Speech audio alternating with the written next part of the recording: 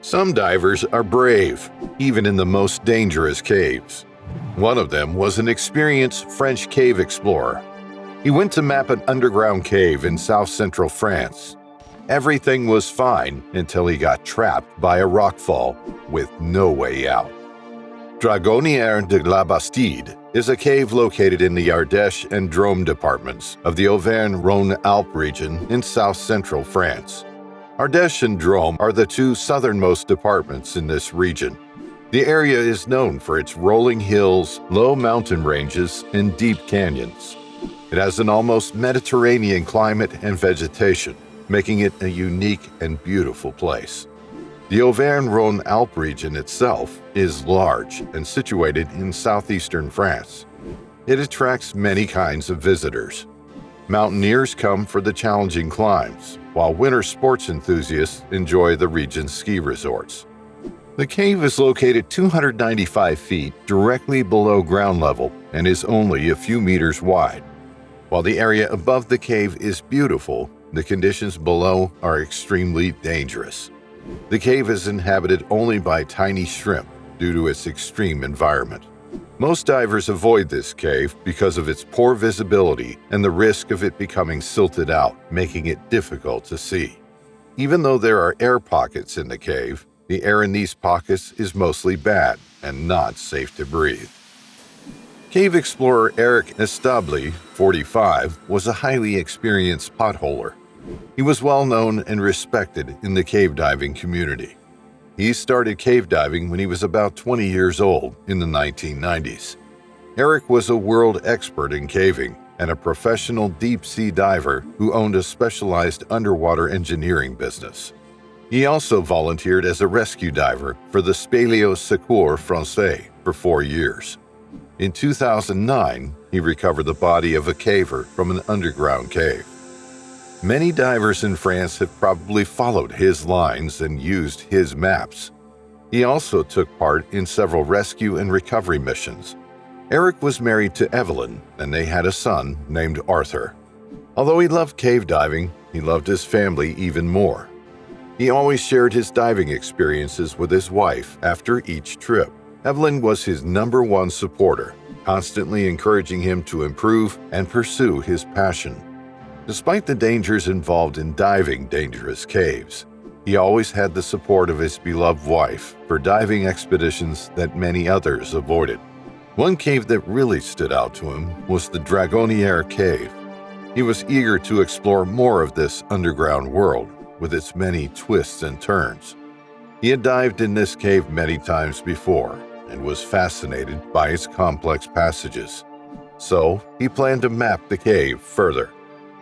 On Sunday, October 3, 2010, Eric Establi prepared for a dive that would take him underground near the source of the river Dragonnière at Labastide de Vérac.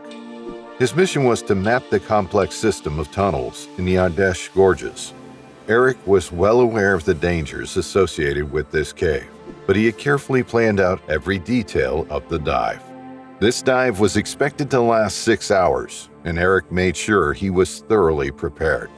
He brought along 2 rebreathers, 2 scooters, 5 air tanks, and 1,496 feet of dive line. He was hopeful and excited about making a significant breakthrough in mapping the cave. He began the dive feeling both nervous and happy. As he dove deeper and deeper, everything was going according to plan. He reached about 366 meters into the cave when something unexpected happened. He accidentally hit a muddy wall, causing the water to become very cloudy and full of silt. This reduced visibility to almost nothing. Eric decided to wait for the silt to settle and clear so he could continue his dive.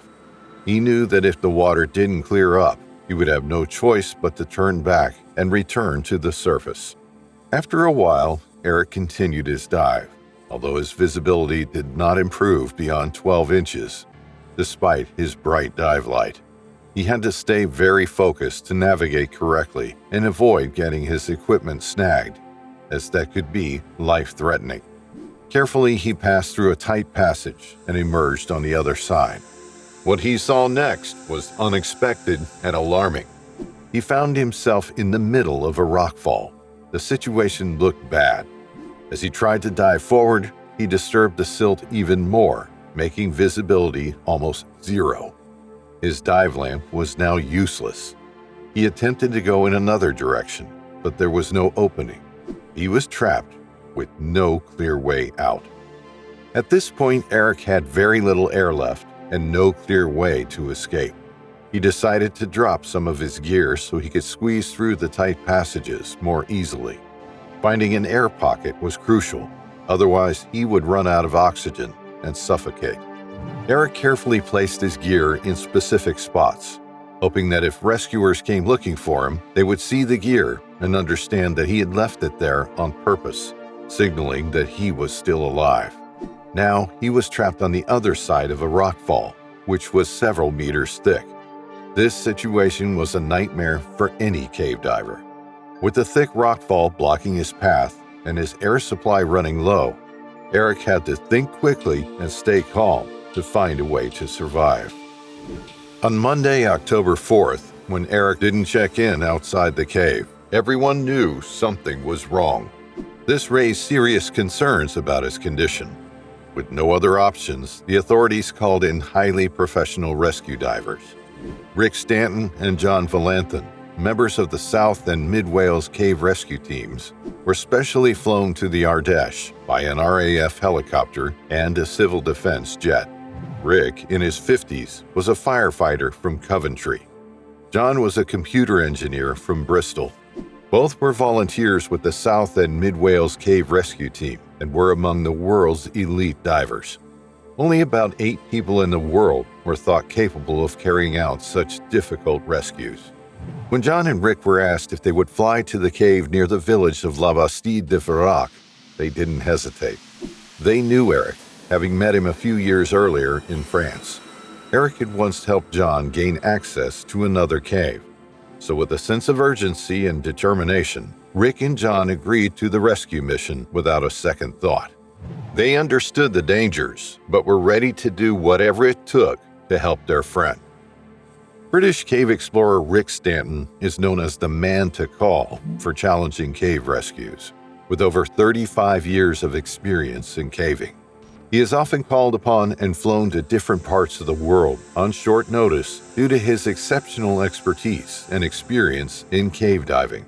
Upon arriving at the site, Rick and his team put their extensive cave diving experience and search and rescue skills to work as they strategized the rescue mission. They were particularly concerned about the limited time Eric might have left if he was trapped in an air pocket. In such a scenario, he would have only 24 hours to survive before his air supply ran out. The dive they prepared for was expected to last almost 7 hours. They brought along first aid supplies, food, and heat packs in case they needed to stay underwater for an extended period. Additionally, a second team of Swiss divers stood ready in case their assistance was required. The British divers entered the cave around 3 p.m., facing challenging conditions with visibility limited to just a few meters. As they navigated through the water, the sediment was so thick that they could barely see the lights on their helmets. After covering a distance of 2,428 feet, they discovered the reason for the thick sediment. A recent underwater avalanche had disturbed the mud on the cave floor. Eventually, they came across Eric's underwater propulsion system buried under the rockfall. The position of the equipment suggested that Eric might have sought refuge in a drier area beyond the rockfall. Eric was now trapped on the other side of a thick wall of gravel, presenting a significant obstacle to his rescue. On Wednesday, October 6th, authorities started drilling a sinkhole from the surface toward a gallery beyond the rockfall where Eric was trapped. Experts estimated that Eric could survive for about 15 days if he had enough air. The race against time was on to reach him before his air supply ran out. By Thursday, October 7th, rescuers felt optimistic as the excavation work seemed to be making progress, connecting with the gallery where Eric was believed to be trapped. There was a hopeful sign that they were on the right track. On Friday, October 8th, the sinkhole reached a depth of 66 feet, getting closer to the area where Eric was thought to be located. The rescue operation was intensifying as they worked tirelessly to reach him. On Saturday, October 9th, 2 rescue experts equipped with an avalanche probe and an electromagnetic detector began exploring the rockfall for signs of Eric's body. In a significant breakthrough, they heard knocking sounds coming from beneath the rubble, raising hopes that Eric might still be alive. By Sunday, October 10th, the Swiss divers left sealed cases of food and oxygen near the rubble where Eric was trapped, hoping he would be able to access them. Unfortunately, there was no sign of life detected during their efforts. On Monday, October 11th, the rescuers finally located a small hole in the blockage, but their bulky equipment prevented them from squeezing through. They returned to the surface and teamed up with divers Pedro Barlordi and Luigi Casati, who had slimmer apparatus that could fit through the gap. With the new equipment, they returned to the blockage. Squeezing through the narrow gap, they found the water clearer on the other side, but there was still no sign of Eric. Not giving up, they swam another 656 feet until they suddenly spotted Eric beneath them. As they dove through the passage, they spotted Eric's body about 16 feet below them. They had hoped to find him in an air pocket immediately beyond the blockage, so it was surprising to see him at that location. His drowned body was located approximately 230 feet from the rockfall that had originally cut him off, which was around 3,000 feet from the cave entrance. Upon closer examination of the landslide, it became evident that Eric had desperately attempted to claw through the obstruction. However, it remained unclear how and why his body ended up so deep in the tunnel. It was suspected that he might have been trying to reach an air pocket before tragically drowning. The sight of Eric lifeless was heartbreaking for the rescue team, who had hoped to find him alive. They had given their all in the rescue effort, but unfortunately the outcome was not what they had hoped for. Once they found him, they faced the difficult task of trying to bring his body out. However, as they attempted to remove his body, it became lodged in the narrow gap within the gravel. This was a risk that one of the rescuers could also become trapped, so they were forced to leave Eric's body in the cave. The analysis of the dive computer recovered from Eric's body, which was handed over to the French authorities, revealed crucial information. It showed Eric had died 5 hours and 20 minutes after starting his dive, while attempting to dive through the obstruction that ultimately trapped him on his way out of the cave. Additionally, the dive computer indicated that Eric had dived beyond the known 3,412 feet of the cave system. The cause of Eric's death was confirmed to be asphyxiation or drowning, as there were no signs of shock, trauma, or any wounds that could have resulted from being caught in the landslide. Despite weeks of dedicated efforts, Eric's body could not be recovered from the cave. The French Speleology Federation officially announced the end of the search operations on January 8, 2011. However, the French team has continued their efforts to retrieve Eric's body by drilling through the rocks, blocking access to the area where he's located. We would like to thank you for watching this video. If you enjoyed watching, take a dive on the like and subscribe buttons and hit the bell icon so you get notified when we come back with another exciting cave diving story.